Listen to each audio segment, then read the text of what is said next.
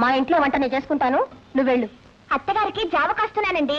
ఆ జావ ఏదో నేనే కాచుకుంటాను, నీ పని చూసుకో. అది కాదండి. నీ కాదు చెప్పేది.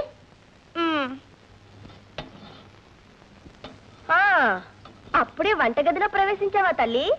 అవును, నీకు స్టేజ్లకి డాన్స్ చేయడమే తప్ప వంట చేయడం కూడా తెలుసా? నీకు మహా తెలుసులే. మహిళా మండలిలో నేర్పుంటారు మాటలు తినగలని. నేనే చేస్తాను వంట. కుదరదు, వంట నేనే చేస్తాను.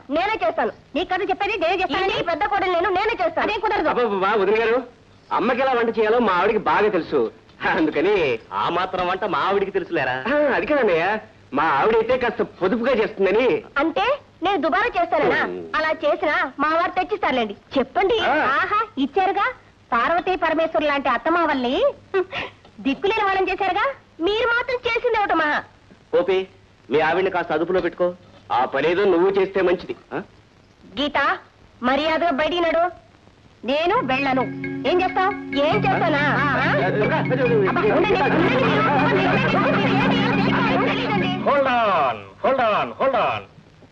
ఏమిటన్నయ్య గారు, ఏమిటి పొట్టట్లు? అదే ఏం లేదు తమ్ముడు, వీళ్ళిద్దరిలో వంట నేను చేయాలని పోటీ పడుతున్నారు. అయ్యో, వంట చేయడానికి పోటీ ఎందుకు అన్నయ్య గారు? తల్లిదండ్రుల సేవ. ఆహా, హార్టీ కంగ్రాచులేషన్స్. తల్లిదండ్రులకు సేవ చేయాలనే తలంపు మీ 2 జంటలకు ఉప్పిల్లా రావడం మా మహత్భాగ్యం. పోతే మనందరిలో చిన్న అడ్జస్ట్మెంట్. ఏమిటి? ఖర్చు పెట్టడంలో పెద్దదని గారు ఆరితేరిన అద్వితీయులని విన్నాను. అందుకని ఇంటి ఖర్చులను వారే చూస్తారా? పోతే చిన్నదని గారు చాలా చక్కగా రుచి చేస్తారని విన్నాను. అందుకని వారి వంటింట్లో ఆడుతూ పాడుతూ వంటలు చేస్తారు. పెద్దన్నయ్య గారు పెద్దదనకు అసిస్టెంట్, చిన్నన్నయ్య గారు చిన్నదనకు అసిస్టెంట్. ముద్దు, నువ్వు నాకు అసిస్టెంట్. ఓకే? అందరూ ఒకేసారి ఓకే అనాలి. Okay okay.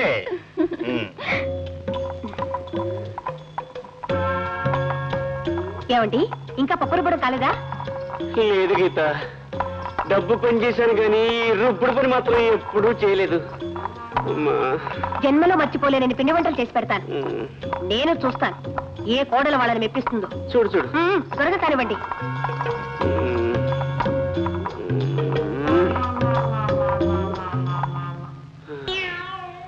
అమ్మా,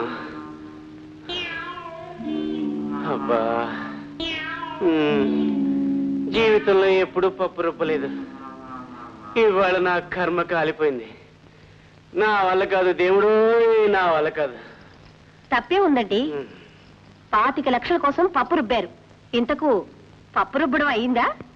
ఏం రుబ్బటం ఏమిటో, రుబ్బి నా జబ్బలన్నీ రోళ్లులాగా అయిపోయాయి.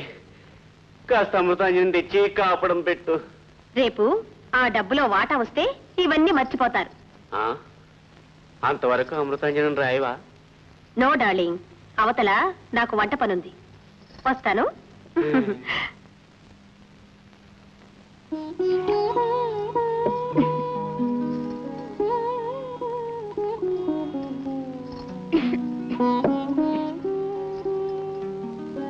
అత్తగారు, మీ చీరలు త్వరగా ఇచ్చేయండి, ఉతికి ఆరేస్తాను. నీకెందుకులేమ్మా శ్రమ. మీరు కాదనకండి అత్తగారు, ఈ రోజు మీ బట్టలన్నీ నేనే ఉతికి ఆరేయాలి. రండి. ఆగవమ్మా, ఆ పని నీ లిస్ట్ లో లేదు. నీ లిస్ట్ లో ఉండేటి మహా. అసలు నువ్వు ఎప్పుడైనా బట్టలు ఉతికావా? నువ్వు మహా ఉతికినట్టు. శాంతి శాంతి.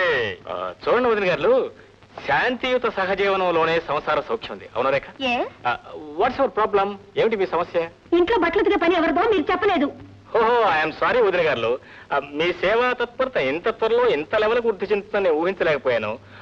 ఒక పని చేయండి, 50-50, సగం సగం. నీళ్లు పోయండి. అలా చూస్తారండి. త్వరగా పోయండి ముందు.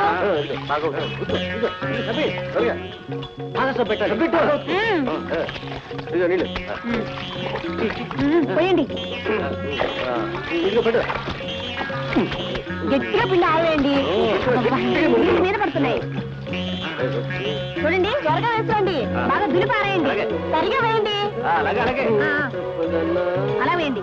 ఇలా రండి, తొందరండి.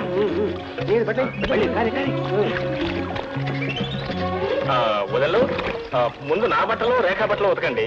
మీ ఇద్దరు మ్యాట్నేకి వెళ్ళాలి. అలాగే అలాగే.